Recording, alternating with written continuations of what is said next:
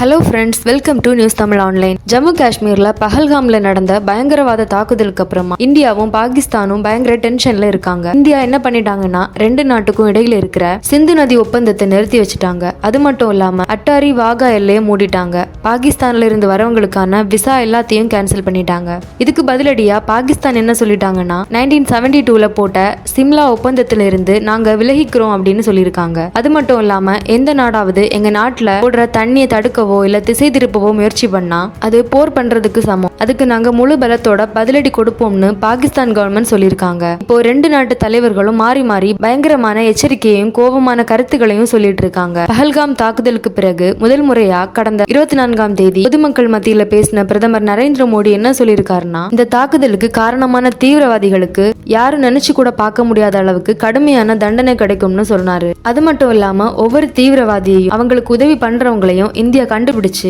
தண்டிக்கும்னு நான் உலகத்துக்கே சொல்றேன். இன்னும் இருக்கிற தீவிரவாதிகளை பூண்டோட அழிக்கிற நேரம் வந்துருச்சுன்னு மோடி குறிப்பிட்டு பேசியிருந்தாரு. அதே மாதிரி இந்தியாவோட நீர்வளத்துறை அமைச்சர் CR பாட்டீஸ் என்ன சொன்னாருன்னா, பாகிஸ்தானுக்கு ஒரு சொட்டு தண்ணி கூட கிடைக்காத மாதிரி ஒரு திட்டம் போட்டுட்டு இருக்கோம்னு சொல்லியிருக்காரு. இதுக்கு பதிலா பாகிஸ்தான் பிரதமர் ஷாபாஸ் ஷெரீப் என்ன சொல்லியிருக்காருன்னா, இந்தியா எந்த நடவடிக்கை எடுத்தாலும் அதுக்கு நாங்க சரியான பதிலடி கொடுப்போம்னு சொல்லியிருக்காரு. அது மட்டும் இல்லாம பாகிஸ்தானோட பாதுகாப்புத்துறை அமைச்சர் கவாஜா ஆசிப் BBC கொடுத்த பேட்டியில, சிந்து நதிநீர் ஒப்பந்தம் சம்பந்தமா நீங்க என்ன பண்ணாலும் அது போருக்கு சமமா இருக்கும்னு அழுத்தி சொல்லியிருக்காரு. நிபுணர்கள் தெற்காசிய நாடுகள்ல நடக்கிற அரசியலை உன்னிப்பா கவனிச்சு வராங்க. அவங்க என்ன சொல்றாங்கன்னா, இந்தியா ஒரு பெரிய போருக்கு போற மாதிரி ராணுவ நடவடிக்கை எடுக்கிறதுக்கான வாய்ப்பை ஒதுக்கிட முடியாதுன்னு சொல்றாங்க. ஆனா ஓய்வு பெற்ற லெப்டினன்ட் ஜெனரல் SH பனாக் ராணுவ நடவடிக்கை எடுக்க அவசரப்பட்டு முடிவு பண்ணக்கூடாதுன்னு எச்சரித்திருக்கிறாரு. அவரு தி பிரிண்ட் செய்தித்தாளுக்கு எழுதின கட்டுரையில என்ன சொல்லியிருக்காருன்னா, பாகிஸ்தான் கிட்ட அணுகுண்டு இருக்கு. இந்தியா ஏதாவது ராணுவ நடவடிக்கை எடுத்தா பதிலுக்கு தாக்குதல் நடத்துற அளவுக்கு பாகிஸ்தான் கிட்ட நிறைய ஆயுதங்கள் இருக்குன்னு சொல்லியிருக்காரு. மேலும் அவரு ஏவுகணையா இருக்கட்டும், ட்ரோனா இருக்கட்டும், இல்ல விமானப்படையா இருக்கட்டும், எந்த சேதமும் இல்லாம பதிலடி கொடுக்கறதுக்கான தொழில்நுட்பம் இந்தியா கிட்ட இல்ல. ஆனா பதிலடி கொடுக்கற சக்தி பாகிஸ்தானுக்கு இருக்கு. அதனால நாம அதுக்கு தயாராக இருக்கணும்னு சொல்லியிருக்காரு. பாகிஸ்தான் ராணுவத்தோட தயார் நிலை பத்தி பாகிஸ்தானோட பாதுகாப்புத்துறை அமைச்சர் கவாஜா ஆசிப் BBC கிட்ட பேசும்போது, நாங்க இனிமே தான் தயாராகணும்னு இல்ல, நாங்க ஏற்கனவே தயார் நிலையில தான் இருக்கோம். எந்த சூழ்நிலை வந்தாலும் அதை சமாளிக்க நாங்க ரெடியா இருக்கோம்னு சொல்லியிருக்காரு. பாகிஸ்தான் பிரதமர் ஷாபாஸ் ஷெரீப் போன சனிக்கிழமை பேசும்போது, இந்தியா ஏதாவது நடவடிக்கை எடுத்தா 2019ல நடந்தது மாதிரியே பதிலடி கொடுப்போம்னு சொல்லியிருக்காரு. அவர் இங்க எதை பத்தி பேசுறாருன்னா, புல்வாமாவுல நடந்த பயங்கரவாத தாக்குதலுக்கு அப்புறமா ரெண்டு நாட்டு விமான படைகளுக்கும் இடையே ஒரு சின்ன மோதல் வந்துச்சு. அப்போ பாலக்கோட்ல இந்தியா ஒரு வான்வெளி தாக்குதலை நடத்தினாங்க. அதை தான் அவர் ஞாபகப்படுத்தி இருக்காரு. குளோபல் ஃபயர் பவர்னு ஒரு இணையதளம் இருக்கு. அவங்க 2025ஆம் ஆண்டுக்கான ராணுவ வலிமை தரவரிசையை வெளியிட்டு இருக்காங்க. அதுல என்ன சொல்றாங்கன்னா, பாகிஸ்தான் நம்ம இந்தியாவை விட 8 இடங்கள் பின்னாடி இருக்குன்னு சொல்றாங்க. அதாவது உலகத்துல இருக்கிற ராணுவ சக்திகள்ல இந்தியா தான் 4வது இடத்துல இருக்கு. மொத்தம் 145 நாடுகளை ஒப்பிட்டு பார்த்திருக்காங்க. அதுல பாகிஸ்தான் 12வது இடத்துல இருக்கு. நம்ம இந்திய ராணுவத்துல கிட்டத்தட்ட 22 லட்சம் வீரர்கள் இருக்காங்களாம். அதுவும் இல்லாம 4201 டாங்கிகள், 1.5 லட்சம் கவச வண்டிகள், 100 தானா இயங்கக்கூடிய பீரங்கிகள், அப்புறம் இழுத்துட்டு போற மாதிரி 3975 பீரங்கிகளும் இருக்கு. இதோட 264 ராக்கெட் பீரங்கிகளும் நம்ம கிட்ட இருக்கு. நம்ம விமான படையில 3,10,000 வீரர்கள் இருக்காங்க. போர் விமானங்கள்னு பார்த்தா 513 இருக்கு. அது மட்டும் இல்லாம 270 போக்குவரத்து விமானங்கள் உட்பட மொத்தம் 2229 விமானங்கள் நம்ம கிட்ட இருக்கு. இந்த மொத்த விமானங்கள்ல 130 தாக்குதல் விமானங்கள், 351 பயிற்சி விமானங்கள், அப்புறம் எரிபொருள் நிரப்புற 6 டேங்கர் விமானங்களும் அடங்கும். இந்திய ராணுவத்தோட 3 பிரிவுகள் கிட்டையும் சேர்த்து மொத்தம் 899 ஹெலிகாப்டர்கள் இருக்கான். அதுல 80 ஹெலிகாப்டர்கள் சண்டை போடுறதுக்காகவே இருக்கான். நம்ம கடற்படையில 1.42 lakhs வீரர்கள் இருக்காங்க. அது மட்டும் இல்லாம 2 விமானம் தாங்கி கப்பல்கள், 13 டெஸ்ட்ராயர்னு சொல்ற அழிக்கிற கப்பல்கள், 14 போர் கப்பல்கள், 18 நீர்மூழ்கி கப்பல்கள், அப்புறம் 18 சின்ன சின்ன போர் கப்பல்கள்னு மொத்தம் 293 கப்பல்கள் நம்ம கடற்படையில இருக்கு. நம்ம ராணுவத்துக்கு தேவையான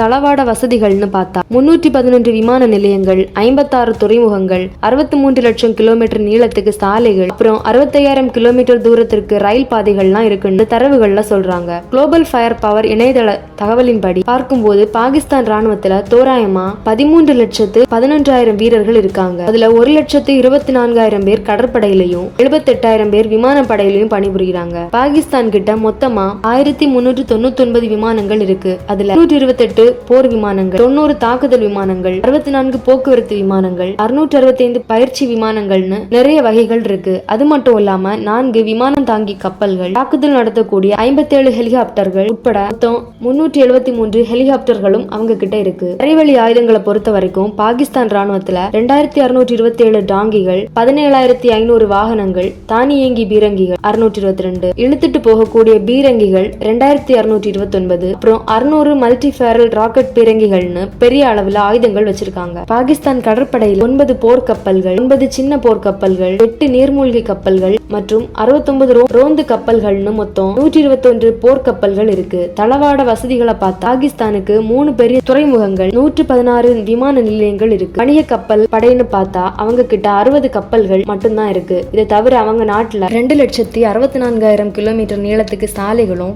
11,900 கிலோமீட்டர் நீளத்துக்கு ரயில் பாதைகளும் இருக்கு. ஸ்வீடன் நாட்டை சேர்ந்த ஸ்டாக்ஹோம் சர்வதேச அமைதி ஆராய்ச்சி நிறுவனம் 2024 ஆண்டு வெளியிட்ட அறிக்கையின்படி இந்தியா கிட்ட 172 அணு ஆயுதங்களையும் பாகிஸ்தான் சுமார் 70 அணு ஆயுதங்களையும் வச்சிருக்காங்க. ஆனா இந்த 2 நாடுகளும் எத்தனை ஆயுதங்களை இப்போதைக்கு தயார் நிலையில வச்சிருக்காங்கன்னு சரியா தெரியல. இந்த அறிக்கையில இன்னும் என்ன சொல்லியிருக்காங்கன்னா, இந்தியாவுக்கு பதிலடி கொடுக்கறதுக்காக பாகிஸ்தான் அணு ஆயுதங்களை உருவாக்கிட்டு வருது. அதே சமயத்துல இந்தியா ரொம்ப தூரத்துல இருக்கிற இலக்குகளையும் தாக்குற மாதிரி ஆயுதங்களை தயார் பண்றதுல கவனமா இருக்கு. அதாவது அந்த ஆயுதங்களால சீனாவையும் தாக்க முடியும்னு அந்த ஆராய்ச்சி நிறுவனம் சொல்லியிருக்கு. நம்ம பக்கத்து நாடாகவும் உலகத்துல 3வது பெரிய அணு ஆயுத நாடுன்னு சொல்லப்படுற சீனா அவங்க கிட்ட இருக்கிற அணு ஆயுதங்களோட எண்ணிக்கையை 410 இருந்து 500 அதிகரிச்சிருக்காங்க. இது கிட்டத்தட்ட 22% அதிகம். கடந்த வருஷம் நவம்பர் மாசம் பிபிசி உருது சேவையில ஷகீல் அக்தர்னு ஒருத்தர் ஒரு கட்டுரை எழுதியிருக்காரு. அதுல என்ன சொல்லி இருந்தாருன்னா, இந்தியாவும் பாகிஸ்தானும் அவங்க கிட்ட இருக்கிற ட்ரோன்களோட எண்ணிக்கையை ரொம்ப வேகமா கூட்டிட்டு வராங்களாம். பாதுகாப்பு நிபுணர் ராகுல் பேடின்னு ஒருத்தர் சொல்றாரு,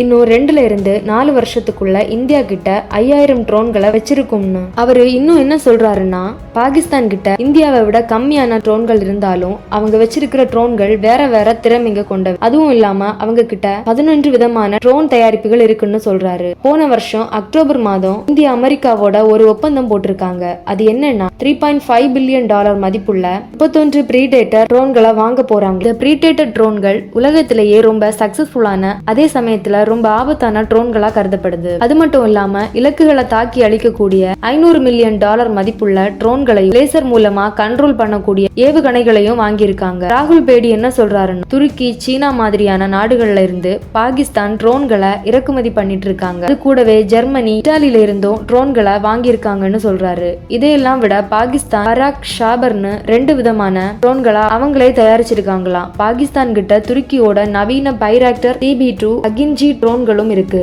அதுவும் இல்லாம சீனா கிட்ட இருந்து விங்லோங் 2 CH4 மாதிரியான ட்ரோன்களையும் வாங்கி இருக்காங்களாம். இன்னைக்கு வீடியோ இவ்வளவுதான். இந்த வீடியோ உங்களுக்கு பிடிச்சிருந்தா லைக் பண்ணுங்க, ஷேர் பண்ணுங்க. அப்படியே நம்ம நியூஸ் தமிழ் ஆன்லைன் சேனலையும் சப்ஸ்கிரைப் பண்ணிக்கோங்க. தேங்க்ஸ் ஃபார் வாட்சிங்.